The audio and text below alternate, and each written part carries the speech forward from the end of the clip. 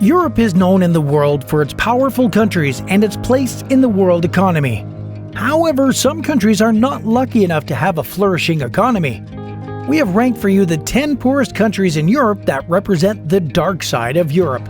Before we start, if you're new to the channel, subscribe and activate the notification bell so you don't miss any of our new videos.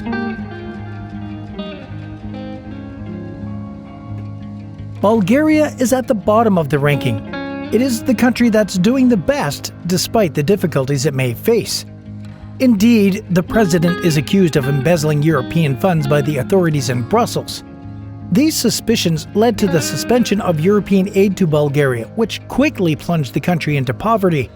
The country is doing well thanks to industry, which accounts for 23.8% of GDP and employs 30% of the workforce. Industry continues to rely heavily on the manufacturing subsectors like metallurgy, chemicals, machine building, which contribute to an estimated 14% of GDP, according to the World Bank. However, the most dynamic sectors are textiles, pharmaceuticals, cosmetics, mobile telephony, and the software industry.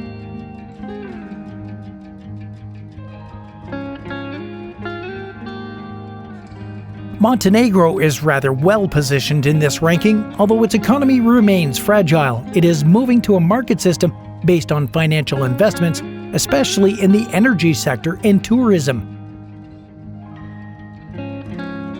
The economy also depends on agriculture thanks to its Mediterranean climate. Montenegro markets, for example, citrus fruits and olives, as well as tobacco, which is highly prized internationally. But problems persist. Poor governance, with corruption, weak independent media, organized crime, and politicization of the judiciary that hinders the enforcement of contracts and the handling of insolvency.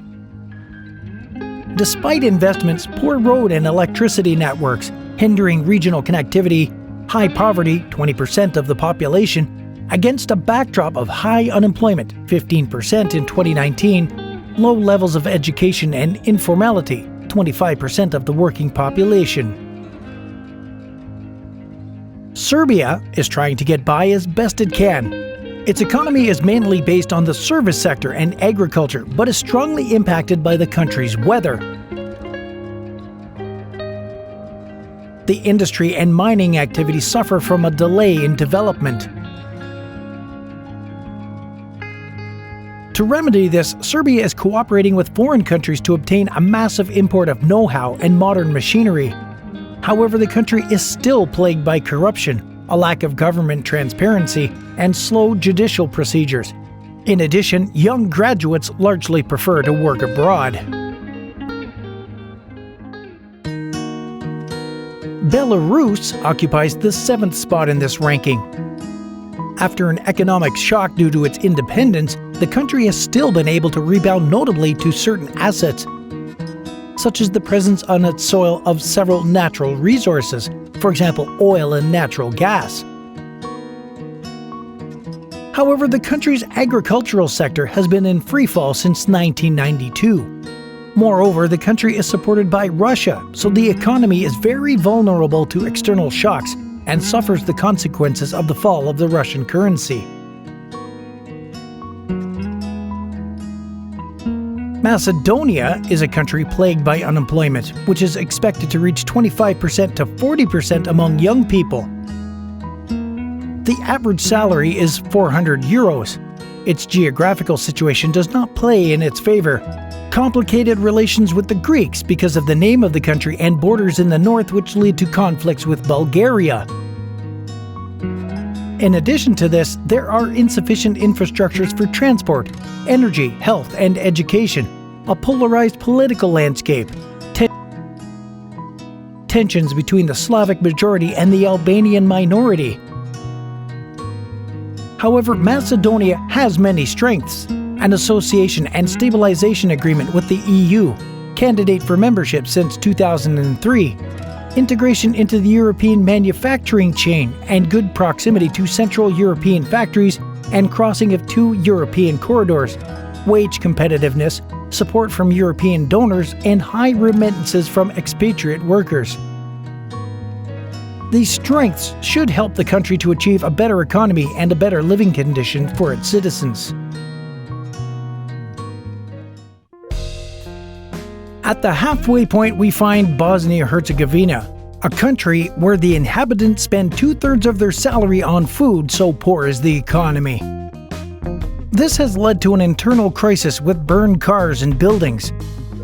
Bosnia-Herzegovina does not seem to be doing anything to get out of it since it's not a candidate for integration into the European Union. Bosnia and Herzegovina is a relatively small, open, fragile, transitional economy that is dependent on the outside world, especially the European Union, where the majority of the country's investors and trading partners are located. In addition, the real unemployment rate has declined but remains high at around 20%, limiting the development of domestic consumption. Albania, on the other hand, is riddled with crime, which creates a climate of insecurity. In addition, Albania is a very mountainous country, which leaves no room for agriculture. The service sector is therefore the main activity of Albania. Moreover, a large part of the Albanians leave to live abroad, in Italy and Greece in particular, and the young people leave the country to find work and study. The country has other weaknesses: a small, open, and poorly diversified economy, unfavorable demographics, aging and immigration, a large informal economy, 1/3 that is cutting into public revenues, but is declining, and a reduced role for education and a lowly qualified workforce. Kosovo is in 3rd place. This territory has been disputed for almost 1,000 years and has suffered a long geopolitical crisis for more than 10 years. This destination does not attract tourists, as it's one of the last countries in Europe to have experienced war. In addition, public governance reforms are needed, such as securing property rights, effective implementation of contracts, strengthening the agency in charge of the land registry, reforming the judicial system, creating a commercial court of justice, digitizing and centralizing public procurement, fighting corruption and money laundering, and reforming public enterprises.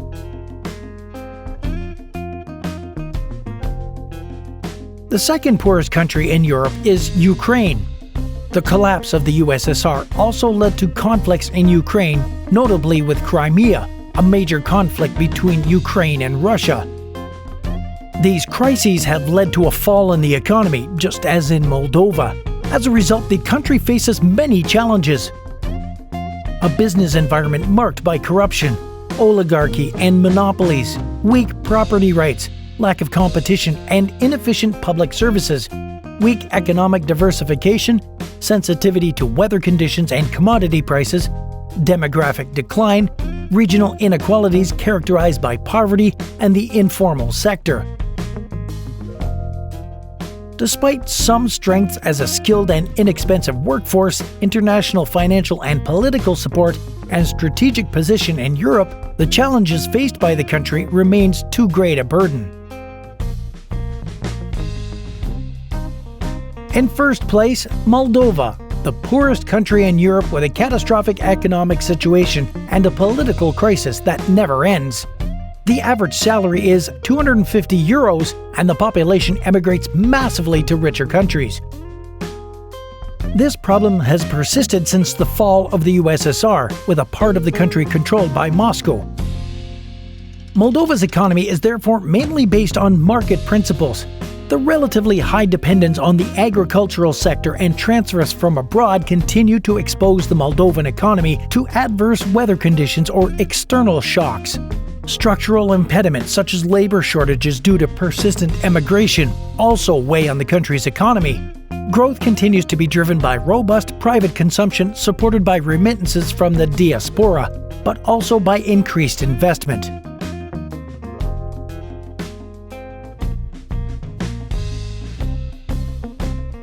As you may have noticed, these countries are all part of Eastern Europe and have all experienced economical and political crises due to the fall of the USSR. These crises still persist and often lead to problems of international openness and geopolitical tensions. But these countries are trying to get out of it. mainly thanks to the aid provided by Russia and by the European Union. In a few years, their situations should be improved, even if they have been heavily impacted by the COVID crisis.